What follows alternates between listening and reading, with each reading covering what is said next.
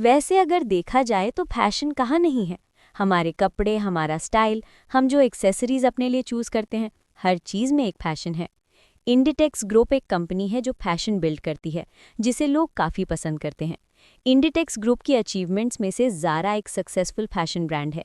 ये समरी आपको इस कंपनी और उस आदमी से इंट्रोड्यूस कराएगी जो इंडिटेक्स ग्रुप के फाउंडर हैं। जी हाँ, हम बात कर रहे हैं स्पेनिश बिलियनियर अमांसियो ऑर्टेगा की, जिन्होंने बेहद हम्बल तरीके से अपने करियर की शुरुआत की थी। कोवाडोंगा ओशे की इस बुक में आपको ज़ारा के फाउंडर की लाइफ से जुड़ी ऐसी बातें मालूम पड़ेंगी जिनके बारे में बहुत ही कम लोग जानते हैं। साथ ही अपनी बुक के जरिए कोवाडोंगा उस कंपनी से भी हमारा परिचय कराएगी जो आज की तारीख में दुनिया का नंबर 1 क्लोथ्स रिटेलर ब्रांड बन चुका है।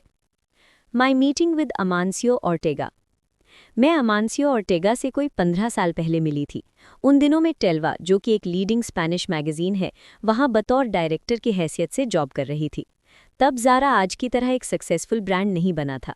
उन दिनों ये अपनी शुरुआती दौर में ही था और धीरे धीरे अपनी पहचान बना रहा था। 1 दिसंबर 1990 की बात है। मैं बाय एयर मैड्रिड से ला कोरूना जा रही थी। मेरे साथ मैगजीन की चीफ फैशन एडिटर मोंसे क्वेस्टा भी जा रही थी। दरअसल हम इंडिटेक्स के बारे में इंफॉर्मेशन हासिल करने जा रहे थे, जिसके बारे में हम अपनी मैगजीन में एक रिपोर्ट पब्लिश करना चाहते थे। और ये वही कंपनी थी जो उन दिनों आग की तरह हर जगह फैलती जा रही थी। ज़ारा भी इसी कंपनी का ब्रांड था। हम कंपनी के फाउंडर से मुलाकात करने वाले थे, जिनके बारे में बहुत ही कम लोग जानते थे। एक तरह से कहें तो हम एक गुमनाम हस्ती से मिलने जा रहे थे। मुझे याद है, एक बार मेरे एक दोस्त ने कहा था, ऐसा भी हो सकता है कि कभी कोई आदमी ये कहे कि वो अमांसियो ऑर्टेगा को जानता है, बगैर ये रियलाइज़ किए कि उसके बगल में बैठा जो आदमी कॉफ़ी पी रहा है, वही असल में अमांसियो ऑर्टेगा है। तो ऐसी किसी हस्ती से मिलना हमारे लिए बड़े सम्मान की बात थी, जो कभी किसी को इंटरव्यू नहीं देते थे और ना ही आज तक कभी मीडिया के सामने आए थे। खैर, प्रोग्राम काफ़ी सिंपल था। हम प्लांट जाएंगे, वहाँ का जायज़ा लेंगे, चेयरमैन के साथ लंच करेंगे और फ्लाइट से वापस मैड्रिड लौट आएंगे। एयरपोर्ट के वेटिंग रूम से एक ड्राइवर हमें पिक करने आया। प्लांट पहुंचने के बाद हमने अलग अलग सेक्शंस देखा। हमने देखा कि वहाँ ज़्यादा लोग नहीं थे, ज़्यादातर काम मशीनों से होता था। एक खुशमिजाज आदमी मुस्कुराते हुए हमारी तरफ देख रहा था। मैं आगे बढ़ी, उसे अपना इंट्रोडक्शन देते हुए बताया कि हम जर्नलिस्ट हैं और मैड्रिड से आए हैं। हमने ये भी बताया कि मिस्टर ऑर्टेगा ने खुद हमें फैक्ट्री विजिट करने के लिए इनवाइट किया है और हम खास तौर पर उनसे ही मिलने आए हैं। लेकिन जब उस आदमी ने कहा कि वही मिस्टर ऑर्टेगा है, तो हम बड़े हैरान हुए और उन्होंने हमें ऑफर दिया कि वो खुद हमें पूरी फैक्ट्री दिखाएंगे। ये हमारे लिए बड़ी हैरानी की बात थी, क्योंकि इंडिटेक्स के फाउंडर होकर वो खुद हमें अपना प्लांट दिखाने ले जा रहे थे। कुछ देर तक प्लांट में घूमने के बाद जब मैंने उनसे एक फ़ोटोग्राफ की रिक्वेस्ट की, तो उन्होंने फ़ौरन मना कर दिया। तब मैंने उन्हें कहा कि मुझे मैगज़ीन के लिए पिक्चर नहीं चाहिए, बल्कि उनके साथ हुई इस मुलाकात को सहेजने के तौर पर चाहिए। लेकिन वो नहीं माने। उन्हें अपनी प्राइवेसी का बड़ा ख्याल था। वो किसी भी कीमत पर मीडिया के सामने नहीं आना चाहते थे। प्लांट के डिफरेंट सेक्शंस में घूमने के दौरान मैंने एक बात नोटिस की, मिस्टर अमांसियो अपने हर वर्कर का नाम जानते थे और सबके साथ काफ़ी फ्रेंडली तरीके से बात कर रहे थे। टूर ख़त्म होने के बाद वो हमें पास ही के एक रेस्टोरेंट गालो दे ओरो में ले गए, क्योंकि तब तक कंपनी के मेन ऑफिस का रेस्टोरेंट नहीं खुला था। अमांसियो अपने मेहमानों को इसी रेस्टोरेंट में लाते थे। मेन्यू पर एक बार नज़र डालने से पहले एक बार फिर से उन्होंने मुझे फ़ोटोग्राफ ना देने की माफ़ी मांगी। लंच के दौरान मैं उनकी कंपनी को लेकर कुछ ना कुछ कमेंट देती रही और कंपनी को लेकर अपनी ओपिनियन भी शेयर की। हालांकि मैं उनकी मेहमान थी, इसलिए थोड़ा झिझक रही थी, पर उनकी पोलाइटनेस और हौसला अफजाई की वजह से हमने उन्हें ये भी बता दिया था कि हमें कंपनी में क्या अच्छा लगा और क्या नहीं। मैंने उन्हें कहा कि मुझे निटवेयर पसंद नहीं आए और फुटवेयर का मटीरियल काफ़ी हार्ड लगा। हालांकि वो इन बातों को कहीं लिखकर नोट नहीं कर रहे थे, पर मैंने देखा कि उनकी याददाश्त बड़ी तेज़ है, क्योंकि अगली बार जब मैं उनसे मिली तो मैंने ज़ारा के शूज़ ही पहने थे। मैंने ये जूते इसलिए नहीं पहने थे कि मैं उनसे मिलने जा रही हूँ, बल्कि इसलिए क्योंकि ये इतने कंफर्टेबल थे कि पूरी सर्दियों में मैं यही जूते पहनती रही। मैंने उन्हें अपने शूज़ दिखाए तो उन्होंने कहा कि उन्हें मेरा पहले का नेगेटिव कमेंट याद रहा था और उन्होंने ये भी कहा कि वो और उनकी टीम काफ़ी खुश हैं कि कस्टमर्स को उनके प्रोडक्ट्स पसंद आ रहे हैं। First steps in a story. Amancio खुद उतने बड़े फूडी नहीं थे, पर हाँ, खिलाने के बड़े शौकीन थे। उन्होंने मुझे कहा कि उन्हें फ्राइड एग, चिप्स और चोरिज़ो सॉसेज खाना बड़ा पसंद था। अमांसियो, मैं और हमारे मैगज़ीन के उन दिनों की सीईओ जोज़ मरिया बड़ी देर तक बातों में मशगूल रहे। उन्होंने मुझे अपने बारे में सब कुछ बताया, अपने बैकग्राउंड के बारे में, इंडिटेक्स और ज़ारा के बारे में भी। अमानसियो लियोन के एक गांव में पैदा हुए थे जहां की पॉपुलेशन सिर्फ 1300 थी। अमानसियो जब सिर्फ 3 साल के थे तो उनकी फैमिली टोलोसा शिफ्ट हो गई। अमानसियो के फादर की अर्निंग 2 यूरो से भी कम थी। अक्सर ओर्तेगा अपनी माँ के साथ ग्रोसर के पास जाया करते थे। जब वो सिर्फ 12 साल के थे तो एक बार उन्होंने दुकानदार को कहते हुए सुना कि वो उनकी माँ को और उधार नहीं दे सकता, और उसी वक्त ओर्तेगा को एहसास हुआ कि उनकी फैमिली की फाइनेंशियल कंडीशन काफ़ी ख़राब है। इसलिए उन्होंने उसी वक्त मन बना लिया कि वो भी पैसे कमाएंगे और अपनी फैमिली का हाथ बटाएंगे। ओर्तेगा ने पढ़ाई छोड़ दी और एक शर्ट बनाने वाली शॉप में सेल्स असिस्टेंट की जॉब करने लगे। कुछ टाइम बाद जब वो थोड़े बड़े हुए तो उन्होंने एक दूसरे क्लोथिंग स्टोर ला माजा में जॉब की। एक बार ओर्तेगा एक अमीर कस्टमर की बेटी के साथ घूम रहे थे तो उस लड़की की माँ शॉप में आई और बॉस को पूछा कि उसका बेटा अमानसियो कहाँ है। तो बॉस ने कहा कि अमानसियो उसका बेटा नहीं है बल्कि यहाँ काम करता है। इस बात से वो औरत बड़ी नाराज हुई। उसे ये बिल्कुल अच्छा नहीं लगा कि उसकी बेटी एक शॉप असिस्टेंट से दोस्ती करे।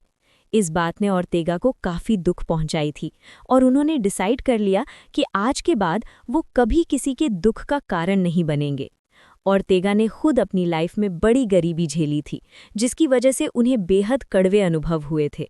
यही वजह थी कि वो कभी किसी को सिर्फ उसके बैकग्राउंड की वजह से कम नहीं समझते थे। ला माजा में काम करते हुए अमानसियो मैनेजर बने और उनकी जॉब जिस लड़की रोजालिया को मिली, 2 साल बाद उनकी शादी हो गई। जॉब के चक्कर में अमानसियो अपनी पढ़ाई पूरी नहीं कर पाए। फाइनली उन्होंने अपने भाई एंटोनियो के साथ मिलकर गोवा सेट किया। अमानसियो और एंटोनियो की बीवियां दोनों भाइयों को ड्रेसिंग गाउन सिलने में हेल्प किया करती थी। अमानसियो और उनके भाई ने जितना कमाया उसमें से ऑलमोस्ट सारा बिजनेस में ही वापस इन्वेस्ट कर दिया और 10 साल बाद उनके पास 500 लोगों का स्टाफ हो गया था। 1975 में पहली ज़ारा शॉप लॉन्च की गई और उसके बाद तो जैसे कंपनी दिन दुगनी और रात चौगनी तरक्की करती चली गई। Zara, a new fashion culture, takes its place in the 21st century. Ortega always pursued excellence. एक बार एक बिजनेस एक्सपर्ट ऑफिस में आया और बोला, ये काफ़ी बड़ी और इनोवेटिव टेक्सटाइल डिस्ट्रीब्यूशन कंपनी है और इसी वजह से कंपनी का नाम इंडीटेक्स रख लिया गया। तब कौन जानता था कि आगे चलकर इंडीटेक्स दुनिया की 8वीं सबसे बड़ी और सक्सेसफुल कंपनी बनने वाली है। ज़ारा के मैनेजर जोज़ मरिया कैस्टेलिनो ने 1974 में कंपनी ज्वाइन की थी। उस वक्त तक ज़ारा क्रिएट नहीं हुआ था। ओर्टेगा चाहते थे कि जोज़ उनके साथ काम करते रहें, लेकिन तब वो इकोनॉमिक्स के प्रोफेसर हुआ करते थे। इसलिए जोज़ ने ओर्टेगा का ऑफ़र एक्सेप्ट नहीं किया। पर 1984 में वो एक बार फिर से कंपनी के साथ जुड़ गए।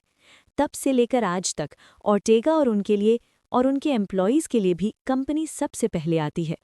कंपनी से जुड़ी कई और भी इंटरेस्टिंग स्टोरीज सुनने को मिलती हैं। मुझे भी ओर्टेगा से कई सारी बातें जानने को मिली और मुझे उनका नज़रिया भी समझ में आया। मैंने उनसे स्टॉक एक्सचेंज के बारे में पूछा तो उन्होंने कुछ और ही जवाब दिया। असल में ओर्टेगा कंपनी को स्टॉक एक्सचेंज में डालना नहीं चाहते थे। वो इसलिए क्योंकि वो कंपनी से बाहर किसी और की ओपिनियन नहीं लेना चाहते थे। ओर्टेगा उन लोगों में से हैं जो अपने बिजनेस की पूरी समझ रखते हैं, लेकिन अगर उनकी कंपनी में कई सारे शेयर होल्डर्स होंगे तो उन्हें सभी का राय मशवरा लेना पड़ेगा। और ओर्टेगा को ये बात पसंद नहीं है क्योंकि वो एक ग्रेट बिजनेसमैन है, इसलिए वो अपनी ऑर्गेनाइजेशन को हमेशा बेस्ट देखना चाहते हैं। ओर्टेगा उन लोगों में है जो एक शॉप असिस्टेंट की मेंटालिटी रखते हैं। लोगों को लेकर वो काफ़ी सेंसिटिव नेचर के हैं। शॉप ओनर और शॉप असिस्टेंट में काफ़ी फ़र्क होता है। शॉप ओनर सिर्फ वही चीज़ों को डिस्प्ले में रखेगा जो उसे पसंद होंगी, जबकि शॉप असिस्टेंट की पसंद नापसंद कोई मायने नहीं रखती क्योंकि उसका काम सिर्फ सेल करना होता है। तो ये चीज़ ऐसे इंसान के लिए काफ़ी हेल्पफुल रहेगी जो कंपनी का ओनर है, क्योंकि वो वही चीज़ बेचेगा जो कस्टमर्स को पसंद होंगी। इंडिविजुअल पसंद का यहाँ कोई रोल नहीं है। अमानसियो ओर्टेगा ने इसी तरीके से इतना बड़ा बिजनेस एम्पायर खड़ा किया है। एक शॉप असिस्टेंट के तौर पर उन्होंने जो कुछ एक्सपीरियंस किया, जो कुछ सीखा, उससे उन्हें कस्टमर्स की पसंद नापसंद जानने में बड़ी मदद मिली, क्योंकि वो हमेशा कस्टमर्स की पसंद को पहले रखते हैं। इसीलिए तो उनके प्रोडक्ट्स हाथों हाथ बिक जाते हैं।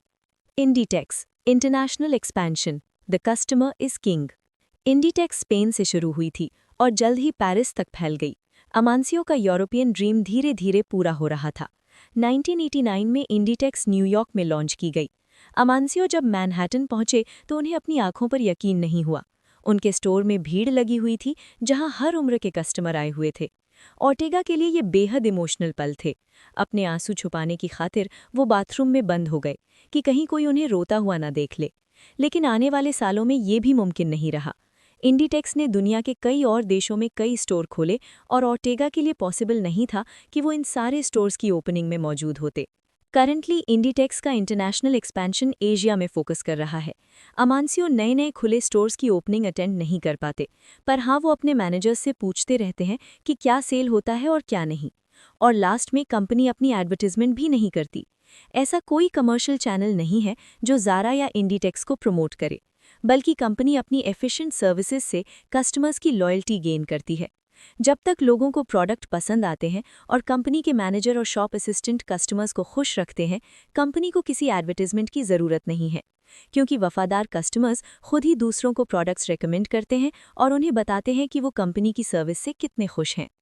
मैंने एक बात नोटिस की है, ज़ारा की शॉप दुनिया के चाहे किसी भी कोने में हो, कभी खाली नहीं रहती। कई सारे असिस्टेंट्स दावा करते हैं कि ऑर्टेगा बहुत बार स्टोर में छुप कर आते हैं। वो ये देखने नहीं आते कि काम कैसा चल रहा है, बल्कि अपने स्टाफ को इनकरेज करने आते हैं।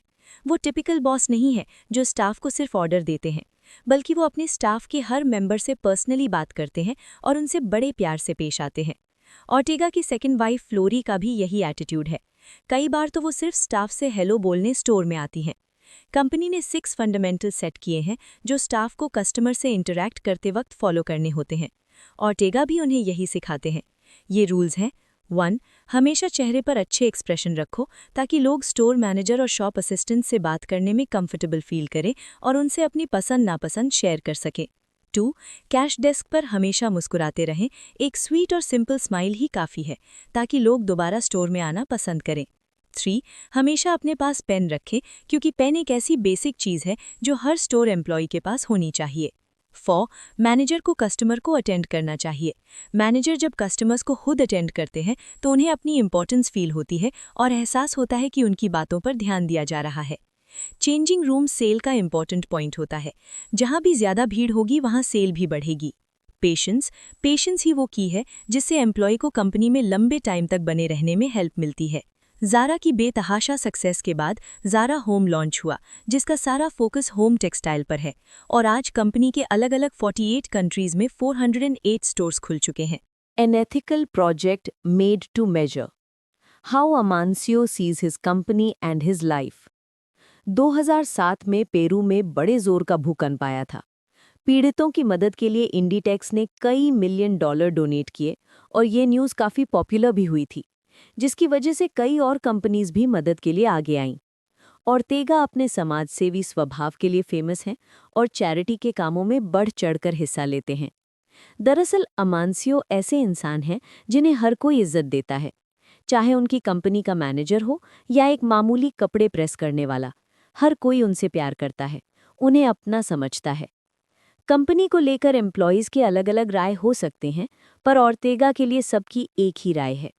उनके एम्प्लॉयज़ उन्हें बेहद प्यार करते हैं, क्योंकि वो अपनी कंपनी के छोटे बड़े हर इंसान को रिस्पेक्ट देते हैं, इसलिए हर कोई उन्हें अपना समझता है। मई 2008 में मुझे एक बार फिर अमांसियों के साथ लंच करने का मौका मिला। उन्हें अचानक कुछ काम आ गया तो वो 10 मिनट लेट हो गए थे, लेकिन सिर्फ 10 मिनट के लिए वो मुझसे बार बार माफ़ी मांगते रहे। उन्होंने बताया कि वो हमेशा पंक्चुअल रहते हैं और ये चीज़ उन्होंने अपने पिता से सीखी थी। उन्हें लेट आना या लोगों को वेट कराना पसंद नहीं। वो उन लोगों में से हैं जो अपने टाइम की तो वैल्यू करते ही हैं, साथ ही दूसरों के टाइम को भी वैल्यू देते हैं। दरअसल ये मीटिंग उनकी बुक को लेकर थी, लेकिन वो मुझे बार बार यही यकीन दिलाने की कोशिश कर रहे थे कि कंपनी में और भी इम्पॉर्टेंट लोग हैं जो एक डिफरेंट और बेटर आउटलुक दे सकते हैं। उनके कहने का मतलब था कि इंडिटेक्स में काम करने वाले हर एम्प्लॉई का कंपनी की तरक्की में बेहद इम्पॉर्टेंट रोल है। वो ये भी कहते हैं कि अगर उनके एम्प्लॉयज़ उनके साथ नहीं होते तो वो शायद इतना बड़ा बिजनेस ग्रुप खड़ा नहीं कर पाते। लेकिन मैं बार बार उन्हें कन्विंस करती रही कि उन्हें अपनी पहचान दुनिया के सामने लानी चाहिए।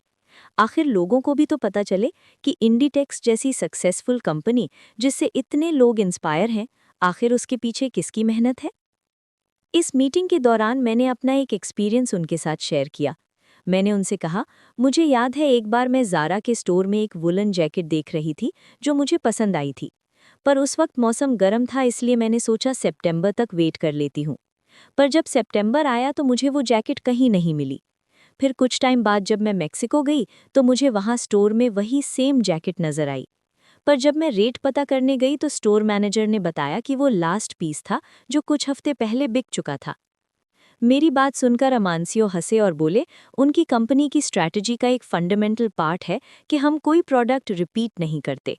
अगर किसी को ज़ारा का कोई प्रोडक्ट पसंद आ रहा है तो बेटर होगा कि वो उसी वक्त वो प्रोडक्ट उस स्टोर से खरीद ले, क्योंकि हो सकता है कि बाद में सेम प्रोडक्ट दोबारा ना मिले, क्योंकि हम सेम प्रोडक्ट कभी रिपीट नहीं करते। The driving force, there is good and bad in everybody. Ortega एक बिलीवर है। एक बार मेरी उनसे तब मुलाकात हुई जब वो सेंटियागो से सफ़र करके लौटे थे। अमानसियो को बचपन से ही ऐसी परवरिश मिली थी कि भगवान पर उनकी पूरी आस्था थी। कुछ साल पहले की बात है, वो यूएस में थे जहां उनका ऑपरेशन होना था, और तब उन्होंने खुद से वादा किया था कि अगर सब कुछ ठीक रहा तो वो पिलग्रिमेज पर जाएंगे। एक बार उन्हें ट्यूमर भी हुआ था जो उन्होंने रिमूव करवाया था, और खुशकिस्मती से कीमोथेरेपी के बगैर ही वो ठीक हो गए थे। इन एक्सपीरियंसेस के बाद भगवान पर उनका भरोसा और भी मजबूत हो गया था। अमानसियो के साथ मुझे कंपनी के एक और इम्पॉर्टेंट शख्स से मिलने का मौका मिला था, पाब्लो इसला, इंडीटेक्स के प्रेसिडेंट, जिन्होंने कंपनी ज्वाइन करते ही अमानसियो को कह दिया था कि वो वेयरहाउस की ज़्यादा क्लोज रहेंगे।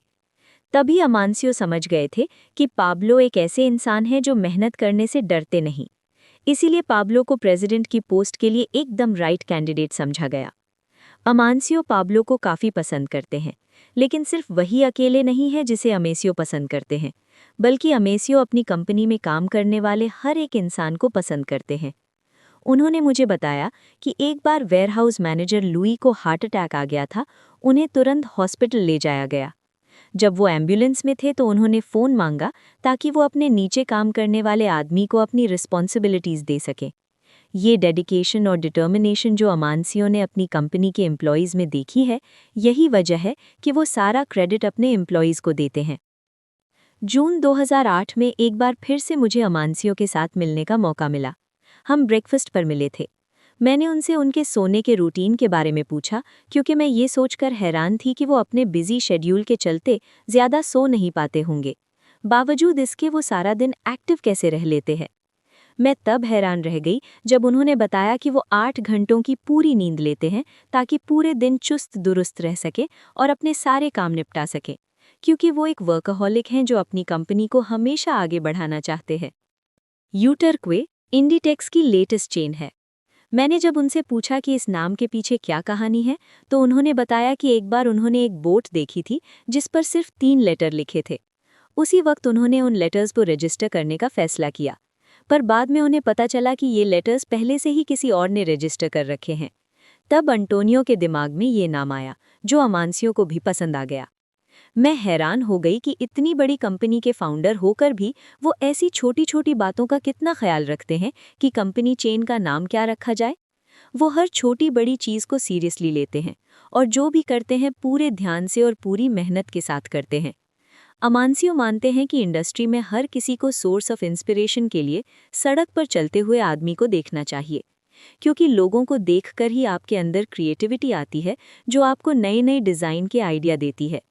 वो कहते हैं कि अगर आप कुछ ग्रेट डिज़ाइनर्स को कुछ दिनों के लिए एक रूम में बंद कर दो तो उनके इनोवेटिव आइडियाज़ खत्म हो जाएंगे, क्योंकि असली इंस्पिरेशन तो सड़क पर चलते हुए लोगों के फैशन से ही मिल सकती है। क्योंकि वो बेहद प्राइवेट पर्सन है, मुझे ये पता चला कि बहुत से ऐसे रिपोर्टर भी हैं जो उनके बारे में अलग राय रखते हैं। मैंने जब उनसे पूछा कि क्या उन्हें इस बात से कोई फ़र्क पड़ता है, तो उन्होंने कहा नहीं। उनका कहना था कि उन्होंने वही किया है जो ज़्यादातर सक्सेसफुल बिजनेसमैन कर चुके हैं, और जो चीज़ उनमें अलग है वो ये कि वो औरों की तरह पार्टी और शो ऑफ नहीं करते, और ना ही उन्होंने बड़े बड़े प्राइज़ जीते हैं। उन्होंने बताया कि उनके लिए खुशी की डेफिनेशन अलग है और उन्हें कोई फ़र्क नहीं पड़ता कि लोग उनके बारे में क्या सोचते हैं। Inditex the present and the future. Amancio के साथ मैंने हाल ही में जितनी भी मुलाकातें की, ज़्यादातर उन सब में पाब्लो इसला साथ थे। उन्होंने ही मुझे फाउंडर और प्रेसिडेंट के साथ लंच ऑर्गेनाइज करने में हेल्प की। लेकिन उनमें एक और टैलेंट भी है कि वो दुनिया की कोई भी प्रॉब्लम सॉल्व कर सकते हैं। ओर्टेगा को किसी भी चीज़ की ज़रूरत पड़े तो वो सबसे पहले पाब्लो को ही याद करते हैं। जैसा कि अमांसियो ने पहले भी मुझे बताया था, पाब्लो किसी भी काम से पीछे नहीं हटते। मैंने एक बार एक ड्राइवर से पूछा था, क्या तुम पाब्लो को जानते हो? बदले में उसने जो जवाब दिया मैं सुनकर हैरान रह गई। उसने कहा कि मिस्टर ओर्टेगा को बेस्ट प्रेसिडेंट मिला है, जो जिसके साथ भी काम करता है उसका दिल जीत लेता है। उसने ये भी बताया कि पाब्लो हमेशा अपने साथ काम करने वालों का ध्यान रखता है, उनके परिवार के लोगों का हालचाल पूछता है और बड़े ही प्यार से बात करता है। इस बात से खुद मुझे प्रेसिडेंट की याद आ गई। एक बार उन दोनों के साथ बातचीत के दौरान मैंने पाब्लो से कहा था, बड़ी अजीब बात है कि इंडिटेक्स जैसी कंपनी में भी सारे टॉप पोजीशन में सिर्फ आदमी हैं। इस पर पाब्लो ने जो जवाब दिया उसने मुझे हैरान तो किया ही, साथ ही आश्वासन भी दिया। पाब्लो ने कहा कि इस बात का जवाब इस बात पर डिपेंड करता है कि मेरी नज़र में टॉप मैनेजमेंट पोजीशन क्या है। उन्होंने ये भी कहा कि इंडिटेक्स के ज़्यादातर स्टोर्स में स्टोर मैनेजर औरतें ही हैं और कंपनी के स्टाफ में 80% औरतें हैं। हमारी लास्ट बातचीत जब हुई तो मुझे ये भी पता चला कि कंपनी इंडिटेक्स को अब Asian countries, middle east, Russia में भी फैलाना चाहती है। तब मैंने अमांसियो से पूछा, तो इसका मतलब अब कंपनी यूरोप में अपना एक्सपेंशन साइडलाइन करने जा रही है?